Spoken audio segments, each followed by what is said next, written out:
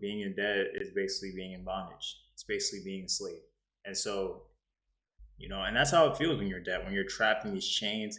And, you know, every time you get a paycheck, your bills, your credit card debts, your car payment, they all want a piece of the money first, literally everything.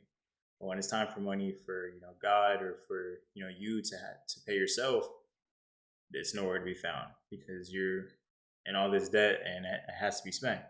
And I think that's been a apparent issue, especially now in today's time where debt can seem so normalized now, and people tend to just have like their own kind of senses of it.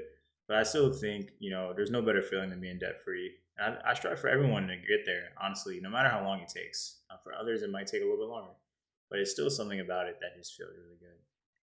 And I think like a lot of people out there too. Before I used to always think that only like people who are making a decent amount of money or who are poor would be in debt, but then I learned like even people with a lot of money end up getting themselves in these debt traps.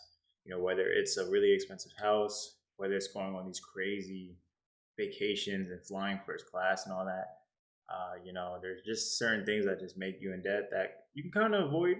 If you do things differently. Not to say you shouldn't go and on vacations and have a nice house. So I would definitely do it in the right way, just because you know it can derail you and it can really change the trajectory of your life and just really ultimately focus on certain things.